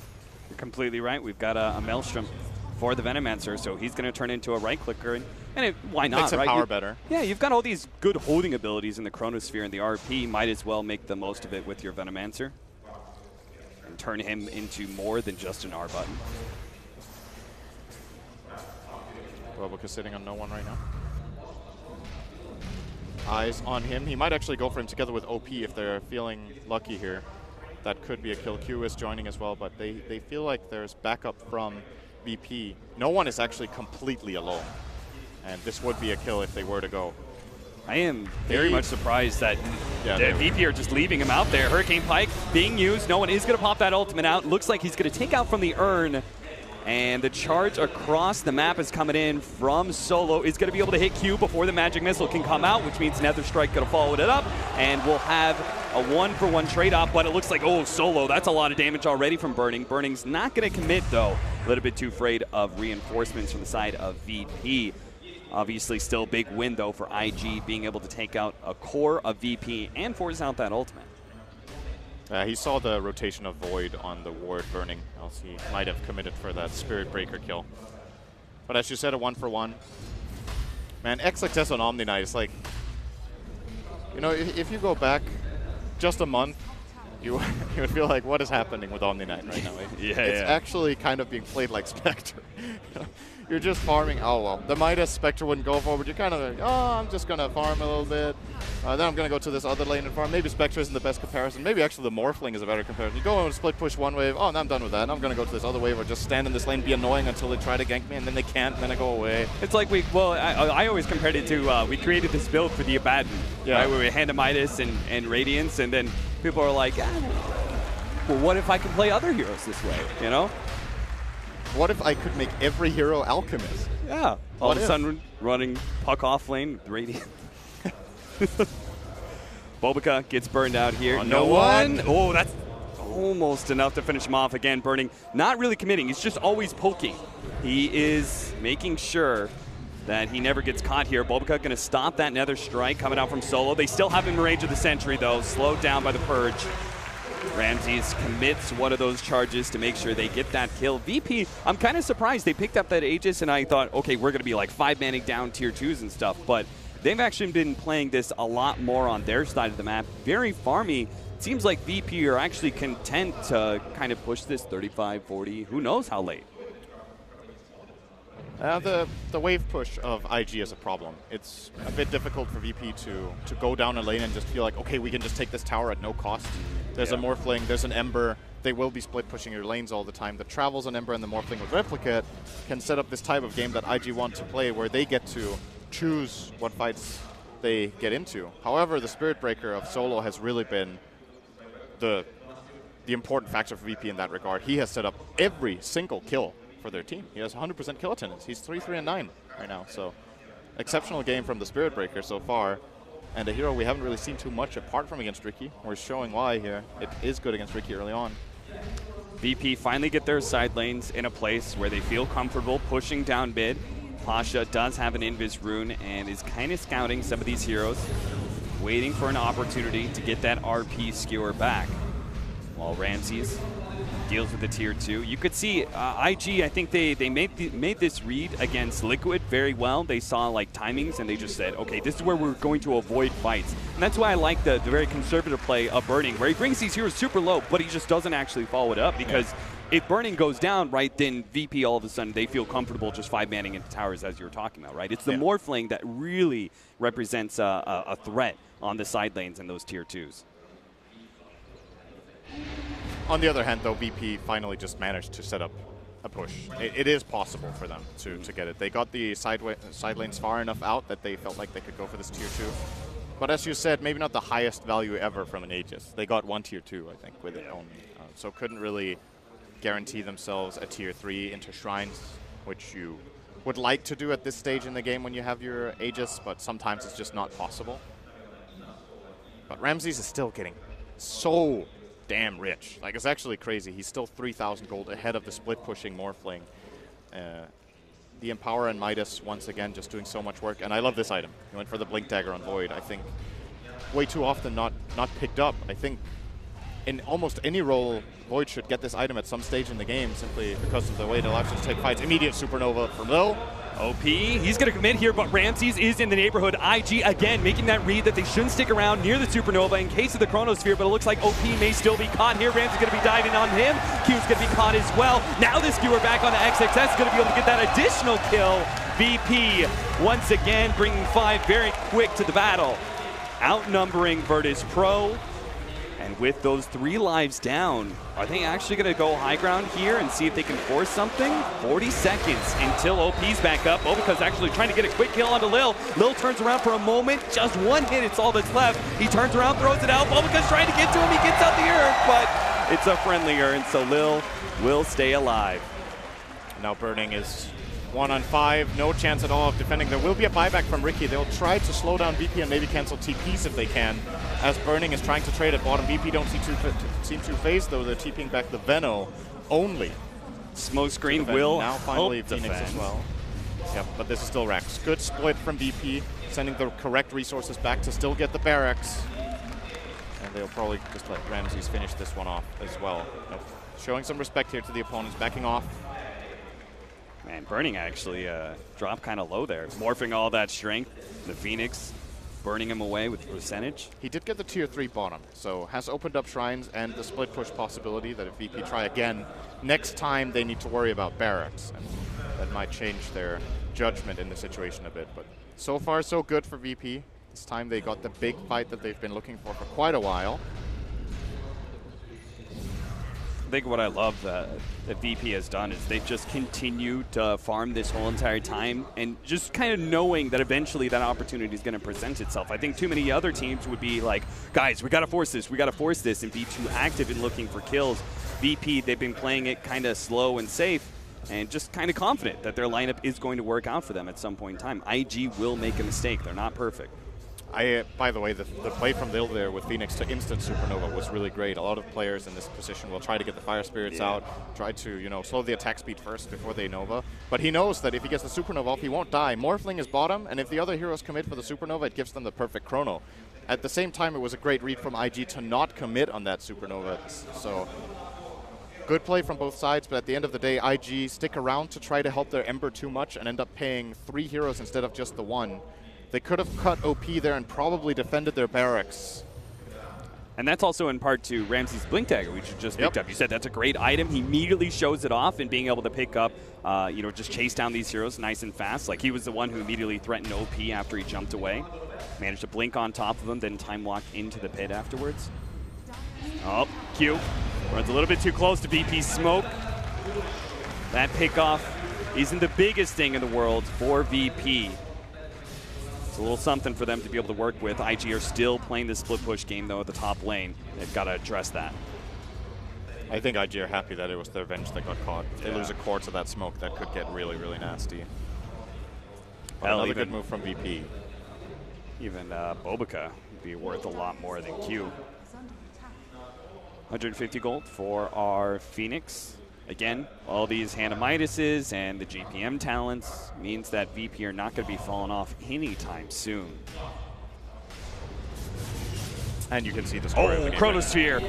They saw that opportunity with Sleight of Fist to be able to lay down the Chronosphere, and as he comes back from the Sleight of Fist, stuck immediately.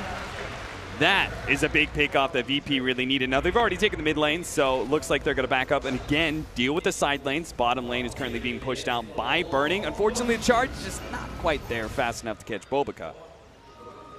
And that play from Ramses is 100% a play on the Venge Death. He knows that if he gets the chrono, it is a kill. In a lot of other situations of that type, he won't go for the chrono because it can get turned around on them, but it's a zero-risk play that is just immediately going to give them a big kill.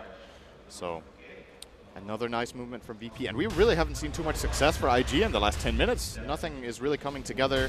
The first couple of fights that they got outnumbered have really hurt them a lot, and there's a lot of a catch-up to do here for the IG side. A lot, as you said, will be down to Burning. I feel like more than he would like. Kind of has this game on his shoulders, and this Omni Knight is really rich, but we're not really feeling his impact in the game. No, we're certainly not. I mean, he's kind of more Bobica. Threw down that ultimate. Now going to be charged up, though. VP, there is a Roshan up, too, and that seems kind of inevitable that VP is going to be able to take it. How do IG, they're already kind of sitting in the backseat of this game. They can't really determine where this game's going. How do they kind of react to a Roshan attempt from VP? Is it just still playing out that split push and hoping just to buy enough time? I think so. Taking a 5-on-5 in the pit is going to be very, very difficult. If the game was even, I think they could try for it with, you know, some flanking plays. Maybe the Ember can get a good slight change and they can E-Blade a key target in the beginning of the fight, like killing off the Venno before he gets anything off, or even the Spirit Breaker or the Magnus, just any of these heroes, but doesn't really seem too likely. Killing off the Phoenix with E-Blade will be impossible. He has the Supernova and, of course, the Pipe completed on Lil, so way too tanky. And in my opinion, IG just make the right call here. That is not possible, especially not 4 and 5. Smokescreen is a way too big part of their team fight. So they're going to be banking on what is kind of an inevitable high ground offense. I don't think IG is going to be able to split push enough to force VP to never use this 5-minute Aegis window. Riki is getting closer on that Diffuser Blade. That's a significant damage upgrade. IG really could use a lot of those upgrades, as it's feeling like there's too much forced on Burning. Hell, even our OP's Ember Spirit looks pretty lackluster at this point now that he's facing up against a Pipe. His magic damage is going to look pretty weak. And he has a pretty peculiar item build as well. Yeah, he's got that casual point booster chrono on Creep Wave. That is a Replicate. And a Replicate. Got it. But yeah, OP, it looks like he was considering a Skadi at some point. I don't know why else he would buy this point booster, but changed into a Mjolnir. Might just play into that whole all-in Morphling style that he will maybe Mjolnir the Morphling instead of himself. I'm not sure. I'm not really seeing it. Well, it could, of course, also be an Octarine core build. It's just like buying this point booster in the first place is just a bit strange if you don't want to go for the Octarine. But he changed his mind. So absolutely, Octarine was the choice. Skadi is A bit of an old build on the Ember. Yeah. Embers used to go Skadi as their tank item, but nowadays it's more popular to go for the Shiva and the heavy armor build with the armor talent as well. Pretty much once we changed over to the focus on Ember Spirit being that magic damage dealer early on rather than the sleight of fist hero. But here in this game, it's obviously going to go late. They already have to deal with one lane pushed in.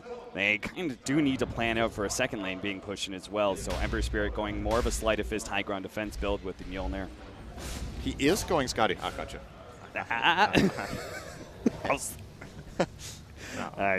fell for that one, I'm not going to lie. That's, yeah. It's a time I was about to call you a genius. I was like, God damn, Sin, you're so ahead of the meta. Yeah. No, I'm actually behind it.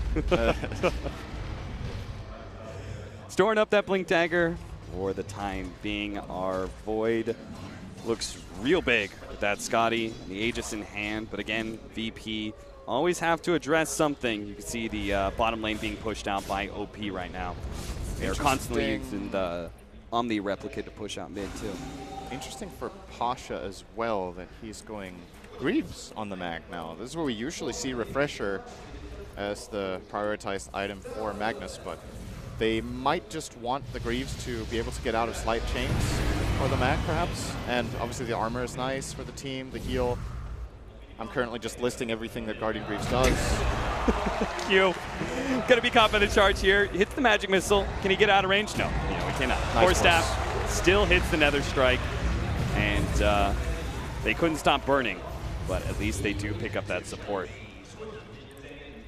Burning is still accomplishing what he wants right now and just buying time and forcing VP around the map.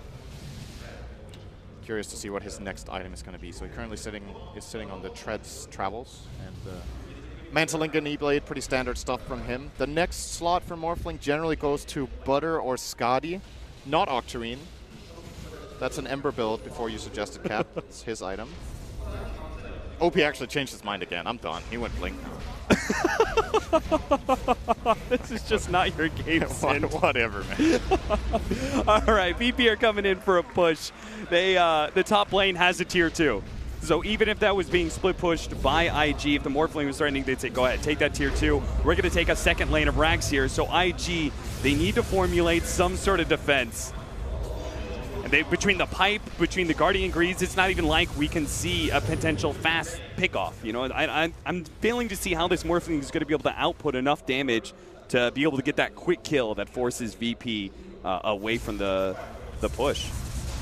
But apparently the top lane push was still enough. The tier 2 died. They didn't feel comfortable with that looming threat in the top lane to force bottom, so they back off. Oh, this is a big item, actually. I think this might be the first time we see this tournament, the Omni Knight going for the Scythe of Ice. So now they have a secondary type of lockdown against the Void. I don't think there's any Lotus Orbs on the horizon for the Dire team. Indeed not. The Spirit Breaker going into Vlad's has the Glimmer. Does anyone really want to buy one? Venno is building Lincolns. They're probably just going to drop that on the Void on every push and then letting him hit. In my mind, VP might be showing a bit too much respect there. I actually think this is where you continue the push with Void alone, and if he dies, you have the Aegis and you try to set up a team fight. It could have gone wrong, but I can't believe I'm saying this about VP, but I feel like they're a bit too conservative in that play. I was going to say the same thing. It seems like the patience that was a virtue in the first 30 minutes of the game, and eventually they found that window. It seems like that patience is now kind of stalling out the game more than necessary. IG, they've taken, that top lane was being threatened. If they get another tier 3, then more Raxes are being threatened. And next thing you know, you've got IG kind of always putting some sort of pressure, and you never feel comfortable going high ground. And the thing about this whole push is, right, the mid lane, they've already taken Rax, and that wave was pushing pretty well.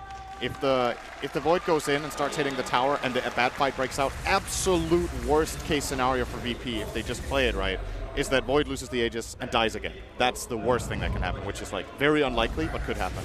He will probably get at least the tier 3 for that and use the Aegis instead of having it expire. More than likely, if they play it well, there won't even be a problem.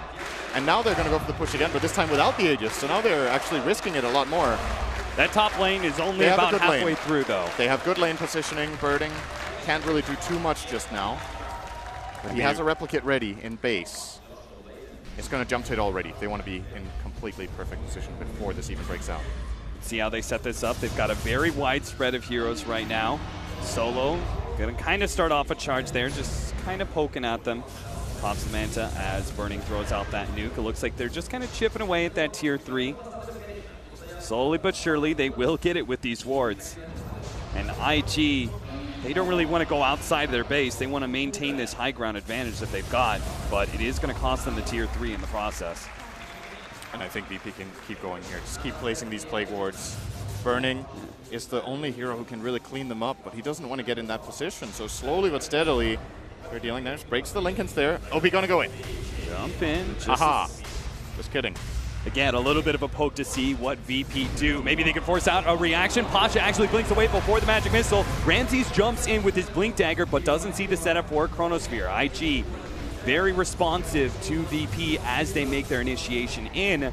But again, they're losing a lot of ground here. The melee ranks is going to go down soon. They now pop the Supernova. IG not going to address it. Actually getting caught inside the Chronosphere is are Burning, but Ramses actually rooted up at the time, so he wasn't able to deal any damage during that time. Now IG, they see an opportunity. Chronosphere's down. They're going to try and catch whatever heroes they can with that side device. They managed to pick up Lil, but he got his dive away just in the last second. No one actually managed to TP out as well. And the only hero that goes down is the Magnus. I thought for sure with that Chronosphere down, okay, they're still going to be able to get Lil at least, but no real big heroes. You know, they didn't get the Void, they didn't get the Venomancer. Those are the 2 higher net worth heroes. So in many ways, VP kind of got that melee ranks for free. The Mag Death is pretty significant because he doesn't have buyback, but I don't know if they have good enough lane position at all to even make it to the Dire base. It doesn't look like it. Roche can't spawn either, unless they get really lucky. They don't. So 2 minutes on him. IG are checking it, but no luck. At this point, Sin, can IG really continue to just play high ground defense? It kind of feels like they need to go out and force the fight. You know, one more of those pushes, and then you've got your last melee racks down. And then it's just range racks, as those are inevitably going to be chipped away. Mega creeps are inevitable. It's kind of close to a really big spike for OP. I think you can play for this Octarine plus level 25 and take it from there. I think the high ground fights are still possible. More than anything, I think this is the Roche they can't give away. I think you have to be set up for this one, get good vision, push out your lanes, take advantage of your still great split push to deal with these other 2 lanes that you currently are Rexed in to be able to contest there. And, you know, this is definitely not the position IG want to be in. They're still very far behind. I actually think this is the first time I've ever seen a Veno with more net worth than a Morphling in a free farm morph game, more or less. So VP definitely have the tools and a lot of money going their way. So big advantages. And I think the Aegis is the nail in the coffin. Like you saw this fight from VP. Actually, they did do it without the Aegis that time. Next time with Aegis, it's not going to just be Rex. It's going to be game. So looks like IG have identified that and will be sticking around this Roche area with their Reiki. No, he's actually has backed off entirely. But you can see the pings from Q. He keeps saying, we have to get here. We have to get this control. VP are currently smoked up for it. So 30 seconds left until Roshan's actually up. VP going to kind of check in the pit. Currently, they're trying to push out, see if they can find somebody, some sort of pick. They run into Bobaga, for example. They can get the gem back in their hands that they lost when the Phoenix went down. But a smoke up from IG is actually going to run into Solo here. Bobaca immediately pops his ultimate. He was a little bit afraid for his life. Scythe goes down. Looks like they might be able to blow up Solo here inside. A little bit more damage. No one actually pops the ultimate in the back lines, but it didn't really catch a whole lot. Ramses comes in, looks for the Chronosphere. Q managed to get the stun on him first. There goes the Scythe swap right as Pasha attempts the RP. Holding on to it though. The 2 big team fight ultimates still not being used. They're just going to try and right click down this support with the Supernova. The 2 cores of IG, OP and Burning, they're still playing around the edges of the map. And that's why VP were not willing to use those big ultimates just yet. Ramsey's got the kill on Venge, so he's currently carrying the negative Vengeance aura. Will slow him down quite a bit on this Roche attempt. And I don't think IG are going to let them just have this. I would be really surprised if they don't look to contest at all. Well, it's going to go down fast, and they are not making the rotation. Venge being dead might just scare them off because they don't have this chrono counter. Oh, still are making a move toward it. This could get scary for VP. But Burning, he's going to be the last one there. Get it in time, I think. Jump in, Sleight of Fist, but okay, the Age is already picked up, so this fight is going to see a little awkward for IG now. Looks like they're just trying to make an escape here, but with the level 25 picked up by Ramses, he's got that huge time walk. He's going to be able to catch XXS here, burns him out. Big hero. That off-lane hero is supposed to be able to help defend both the Ember Spear and the Morphling, so VP are going to force it. They're going to force the buyback out of XXS. And he wasted his Guardian Angel on that Diffusal Blade of Ramses, so won't even have that for this fight. Good and to dodge, OP is going to try and jump in, though. Ramses actually gets the 2-man Chronosphere. Where's the swap? They're going to throw it down. Help save Burning's life, and it's going to cost Q his own. Burning comes back in. Ramses doesn't really give a damn, though. He stands and fights. But it looks like they forced out that buyback as needed. They still have their Magnus dead, so VP, they kind of got everything they wanted out of that. They are so close to a big Game 1 win here. And the game, honestly, hasn't really felt that close. They've just been making the better moves. IG have been waiting for a moment that never really happened. And it is a drafting thing, you know. IG's lineup, it's hard to play it any different from this, but it's just been very composed and very well planned by VP on almost every single move, so that the costs have been minimal of all of these rotations that IG have been going for to try to set up skirmishes. Just haven't been successful for a very long time. I think, have they got 4 kills in 30 minutes now? I think it's almost nothing, at least. And that's with an E-Blade Morph. You pick this item up to kill heroes, not to farm. This feels very reminiscent to the way that teams started adapting their playstyle against the Alchemists. You know, we used to have this idea that Alchemists, like, okay, this is a timing window. You need to be super aggressive, but we saw the Chinese teams, they slowed things down a lot. They picked up Hanamitises, they picked up scaling cores, and they just kind of sat back. And it feels like the same kind of thing coming out from VP. Yes, it's a Morphling, but they seem to be content to just kind of slowly choke out the map, continue to make sure all of their supports as well, their cores, are getting a significant amount of farm. Ramses jumping forward there. Baited a Mjolnir and Repel. Got him. That's actually pretty significant to bait those 2 abilities, to be honest. Here we go. Ramses.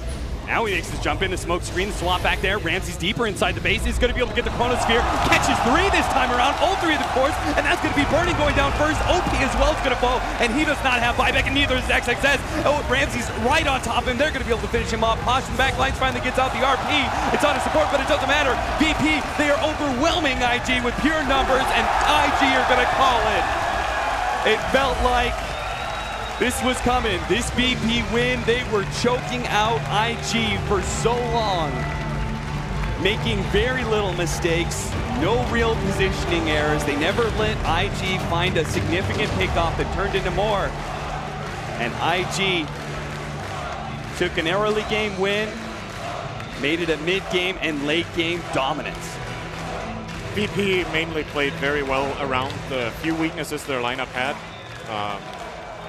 Once again, the big weakness, or well, it's not necessarily that big of a weakness, but there's a lot of pressure on Solo to deliver in this game in terms of finding all these picks. I think Solo, for me, might actually be the MVP of the game. I think he solved the one glaring problem that they could have run into, which is if the early game doesn't go well, IG gets a split push and they don't find kills, we won't get into the situation. But Solo had maybe his best performance of the tournament so far on the Spirit Breaker, giving them all of that space they need to execute their mid-game, heavy-centric teamfight lineup. Great strategy as well from him. I would imagine he's just the draft and the in-game shot calling and just planning of when to rosh, how to rosh. Big moments. Great stuff from him. We'll see if our analysts agree then. Yep. Solo, is he the VIP? I guess something like that. Is he the great player that actually won VP this game number 1? MVP? MVP. Unbelievable, those two. Yeah. MVP, VIP, call it what you like. Solo definitely had a great game. We'll talk about MVP a little bit later on, but we are back on the panel to break down a very, very impressive first game from the hometown favourites. Virtus.pro take the lead in this semi-final.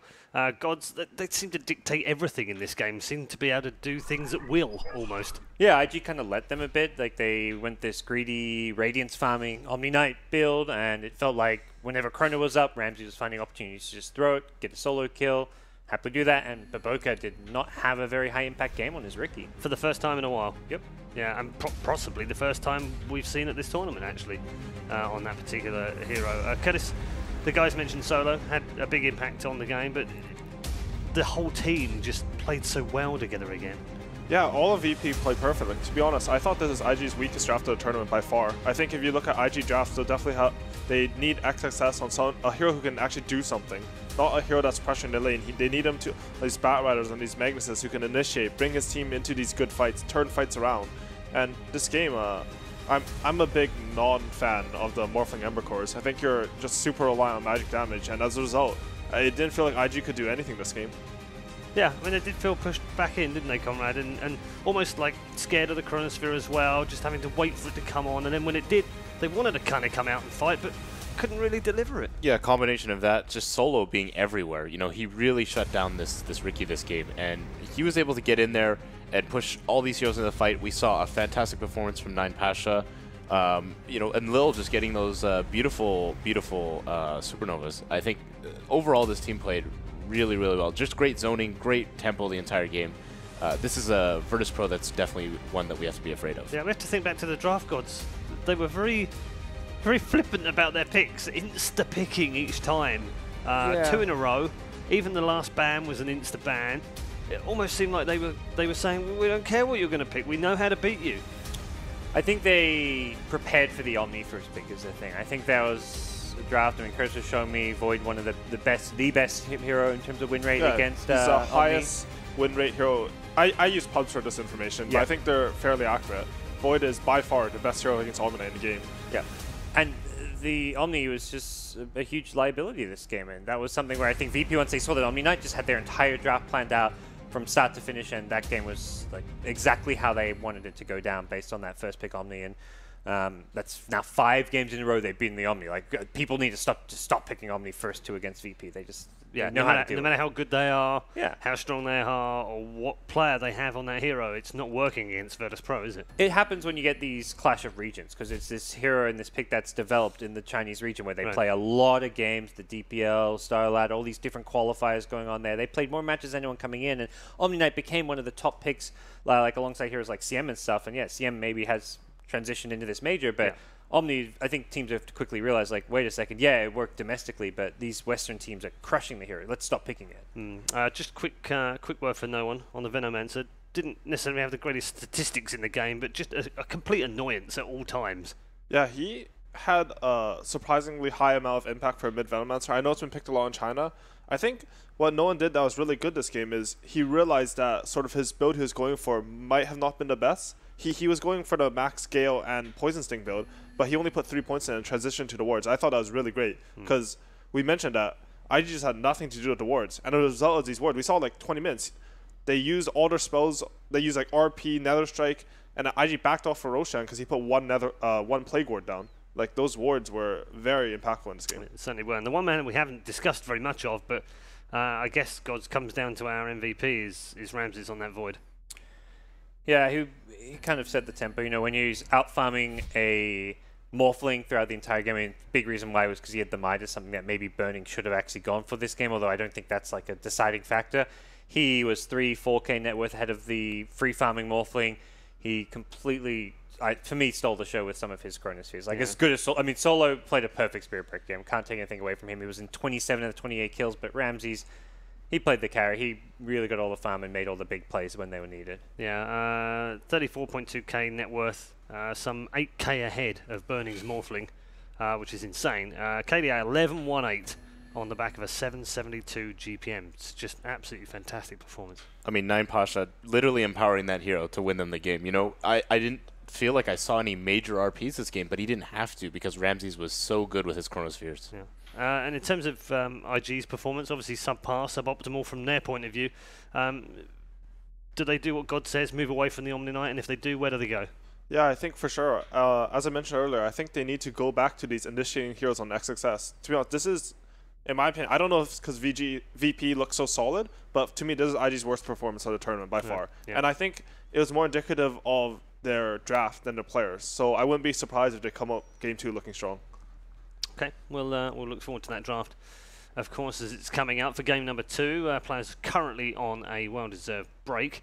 and then headed back to the booth for game number 2. Whilst we wait for that to happen, why don't we check in with our social media? We've once again got a sticky thread on the Reddit area of Dota 2. Your questions will be added. Feel free to add them as you go along, and we'll try and answer as many as we can throughout the day.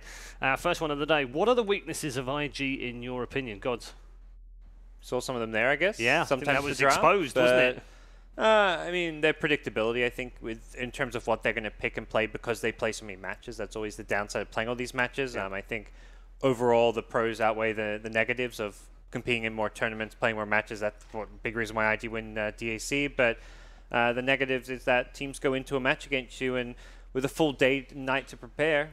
VP, they've drafted a strat here. They knew exactly what they're going to pick. There was some level of maybe BM or confidence and arrogance with how fast they picked it, but that was because they studied and knew exactly what IG were going to do. They couldn't have done that against a team like Team Random. Like, you're not going to have all your picks prepared for an opponent who is unpredictable with their drafts. IG can be predictable. I agree with what God said, but it's more than just being predictable. I think when you play so many official matches, something that people don't realize is that cuts into your scrim time. When you play these official, like, people say that scrims and officials are different, and they're absolutely correct. In scrims, you can try stuff out, you can learn your strategy. In matches, you have to go for the win, or you feel like you have to, even if you don't. So what happens is that you get locked into a framework. I feel like IG's weakness is when they're forced to break out of their framework, where they don't have access on this initiator, when they don't have like a physical damage deal on burning, a magical damage deal on OP, their game gets awkward. And we can see, like, when they're thrown off by their opponent's draft, they aren't the same team. They're not nearly as strong. And I don't know, they're still a great team, but they're looking a bit shaky versus VP. On top of that, Conrad, Baboka got heavily shut down in that game. It's not like him. He's normally able to play around pretty much anything that's thrown at him. Particularly whether it's the Ricky or the Monkey King, we've seen some fantastic games out of him. When he's not having a good game, that's not a good start either. Yeah, I think Solo, and just drafting that Spirit Breaker for himself really made it a super effective against Baboka. Baboka is one of those people that helps, Invictus Gaming get ahead. I really think shutting him down was a key element into VP's win here. Okay, let's take one more social media question. I'm sure we can fit one more in from the many that you've posted so far. Who do you think will be the first 10K? We've had a couple of we've sort of skirted around the question, but I guess Mid1 currently leading the way. I think maybe Anna actually. Maybe overtook I think him. Anna overtook him yesterday. What happens when you lose a LAN is you play 15 pubs the next day and you lose all of them. Like, consistently with every pro player, because you're depressed, and what do you do when you're depressed? You play Dota. Right. Like, as a Anna pro is number player. one. Anna's number Anna's one. dropped Right. down. Yeah. He's below 9.3, and Anna is 94.35 as when it was last updated. Okay. So I think it's going to be. I think there's 3 players to look at: Anna, Mid1, or Miracle. Right. The thing Those about are the chasers, aren't they? Yeah, the thing about getting 10K is it's not even about how good you are, because these players they're ready so much better than everyone else. It's waiting for everyone else's MMR to catch up, so you don't have to queue so long for a game. I was going to say, so you can actually get some points. Have you ever tried, like, 747 got the first 9K on NA, which I thought was insane, because I don't know how he even queued into the game. Like, he's obviously incredibly skilled and talented, but some days I queue for like 2 hours, and I get a game that's a 5K average. I've doubled my allies MMR. I'm just like, what am I supposed to do? So it's going to take a while. Do you think we might squeak it in before TI? No. You don't? You don't No. think it's going to take a little bit longer? It's the wait times. Might.